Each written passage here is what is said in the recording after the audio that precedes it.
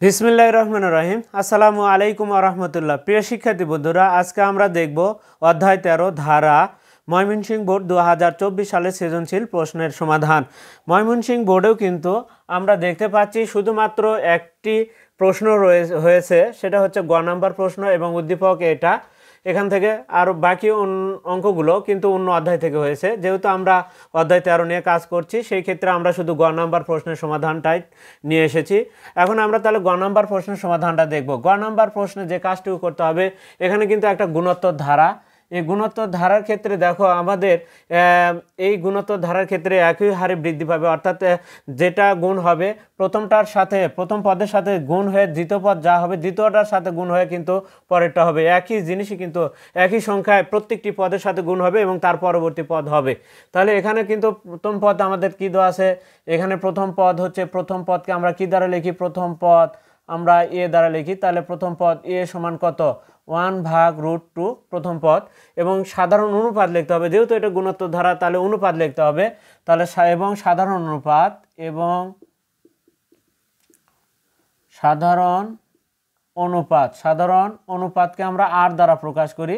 তাহলে আর সমান কি, দ্বিতীয় পদ ভাগ প্রথম পদ, দ্বিতীয় পদ ভাগ প্রথম পদ। আমরা যদি ভগ্নাংশ আকার হয় তাহলে সেই ক্ষেত্রে এই লব হর আকারের না লিখে আমরা সেই ক্ষেত্রে আমরা এই ভাগও লিখতে পারি, দ্বিতীয় পদ ভাগ, আমরা এই ভাগ লিখলাম প্রথম পদ, দ্বিতীয় পদ ভাগ প্রথম পদ। এখন আসি দ্বিতীয় পদ কত আমার -1, কিন্তু যাই হোক দ্বিতীয় পদ -1 ভাগ হচ্ছে আমাদের প্রথম পদ কি 1/√2।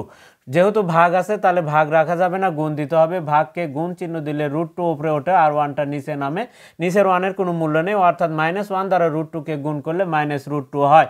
অর্থাৎ এই ধারাটি দেখো প্রত্যেকটি পদে -√2 দ্বারা গুণ হচ্ছে। √2 দ্বারা যদি গুণ হয় তাহলে আমি যদি 8-10টা পদও কিন্তু আমরা লিখতে পারবো। এরকমভাবে -√2 দ্বারা গুণ হবে। পরেরটা কিন্তু √2-র সাথে যদি আরেকটা √2 গুণ হয় তাহলে সেই ক্ষেত্রে কিন্তু 2 হয়। তাহলে একটা মাইনাস হবে, একটা প্লাস হবে। তাহলে প্লাসের পরে অবশ্যই এটা মাইনাস হবে, এর সাথে একটা √2 গুণ হলে 2 হবে, তারপরটা কি হবে 2√2 হবে। এরকমভাবে ধারাটা চলতে থাকবে। যাই হোক আমাদের এখানে দেখো এর মান এবং আর এর মান, এখন সমষ্টির ক্ষেত্রে একটা ইন্ডিকেট করে দিতে হয়। দেখো এখানে আর এর মান বড় না 1 বড়, আমাদের কিন্তু এখানে √2 মাইনাসের মান যেহেতু সেই ক্ষেত্রে কিন্তু একই বড় হবে। তাহলে সমষ্টির সূত্র আমরা কি জানি, বলে n পদের সমষ্টি, n সংখ্যক পদের সমষ্টি, n সংখ্যক পদের সমষ্টি আমরা যদি লিখি তাহলে n সংখ্যক পদের সমষ্টি আমরা একবারে 10 পদের সমষ্টি লিখতে পারবো। যাই হোক n দিয়ে লিখলাম, সমষ্টি একবারে লেখা যায় সমষ্টি। তাহলে কি বলা হচ্ছে যে দেখো যেহেতু 1 বড়, তাহলে সেই ক্ষেত্রে আমরা নিচেরটা সবসময় আগে লিখবো 1 বিয়োগ আর। যেহেতু আর ছোট সেই ক্ষেত্রে আর এর মানটা ছোট মানে আর ছোট, তাহলে সেই ক্ষেত্রে আরটা আগে পরে লিখতে হবে ছোট হওয়ার কারণে। এবার ওপরে 1 - আর লিখবো, আর এর ওপরে এখন আমরা n লিখবো। এখানে হচ্ছে সমষ্টির সূত্র এবং সামনে একটা এ থাকবে। এখন এটা হচ্ছে সমষ্টির সূত্র, কিন্তু আমাদের কয়টি পদের সমষ্টি বের করতে বলছে, 10টি।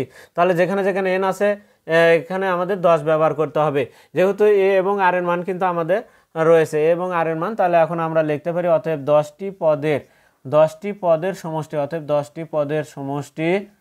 তাহলে 10টি পদের সমষ্টি কত, তাহলে এ ব্র্যাকেট 1 - আর এর উপরে কত 10 লিখবো, 10 লিখবো, তারপরে ব্র্যাকেট, তারপরে 1 - আর লিখবো, আমরা লিখলাম। এখন আসি আমরা মানগুলো বসে দিব, যার যার মান আছে সেই মানগুলো বসাবো। দেখো মানগুলো আমার কি কি আছে দেখি, যদি এর মান আছে 1/√2 লিখলাম, 1/√2, তারপর 1, এখানে একটু সেকেন্ড ব্র্যাকেট দিব আমরা, যেহেতু মাইনাস মান আছে সেহেতু সেকেন্ড ব্র্যাকেটটা দিব।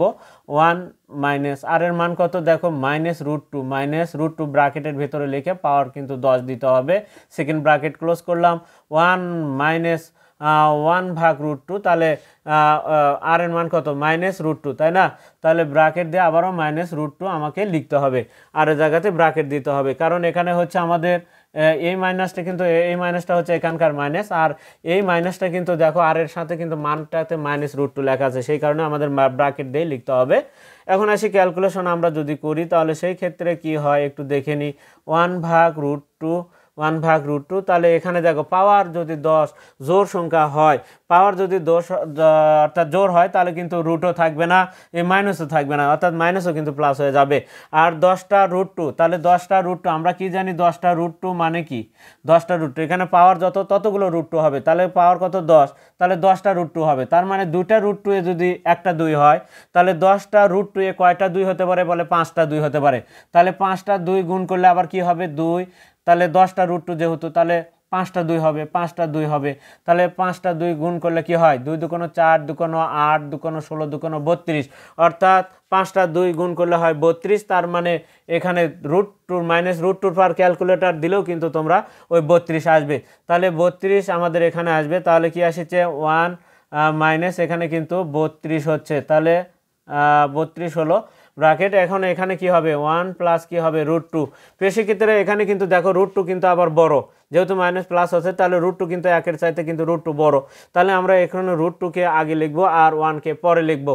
এবং নিচে এখানে একটা নিয়ম আছে কি অঙ্কের ক্ষেত্রে, যদি নিচে রুট জাতীয় কোনো কিছু থাকে তাহলে সেই ক্ষেত্রে রুট জাতীয় নিচে রাখা যায় না। যেহেতু আমাদের একটি মাত্র অঙ্ক, তাহলে সেই ক্ষেত্রে আমরা একটু একে ক্যালকুলেশন করব দেখি। তাহলে আমি একটু একে একটু উপরে লিখেছি, দেখো একটু সাজায় লিখেছি। তাহলে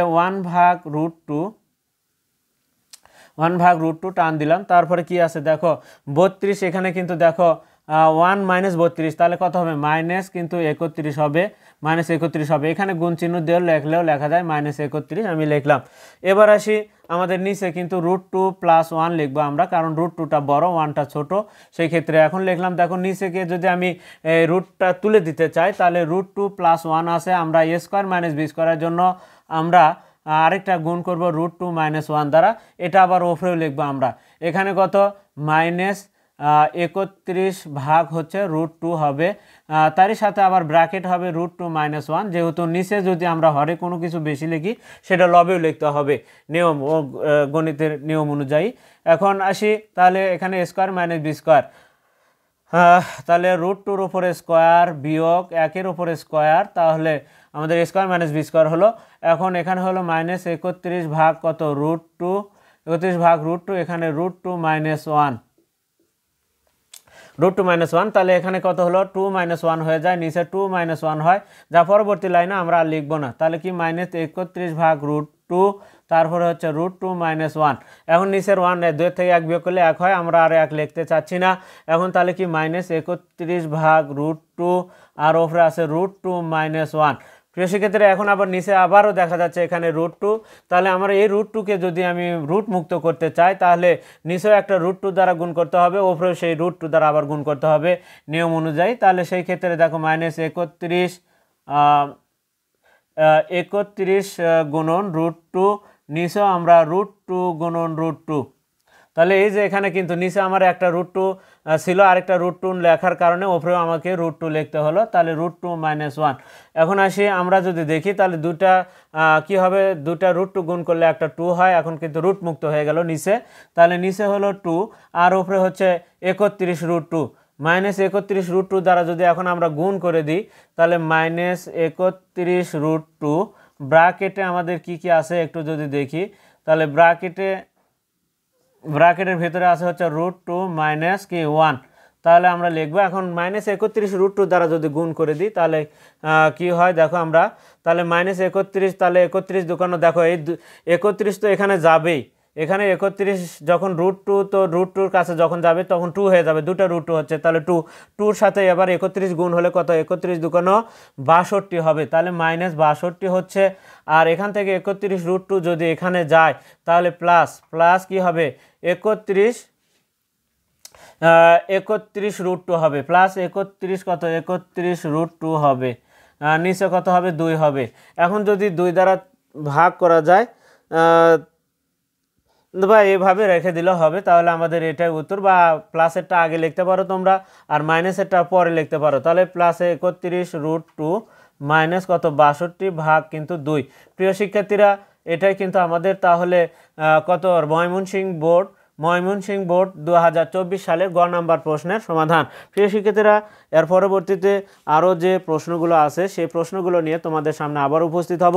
আর ততক্ষণ পর্যন্ত কিন্তু তোমরা অবশ্যই আমাদের পাশে থাকবে এবং চ্যানেলটিতে যারা নতুন তারা অবশ্যই চ্যানেলটিকে সাবস্ক্রাইব করবে এবং ফেসবুকে যারা আছো তারা ফলো দিবে এবং বেশি বেশি করে তোমরা লাইক, কমেন্ট এবং শেয়ার করবে। আজকে এ পর্যন্তই। খোদা হাফেজ।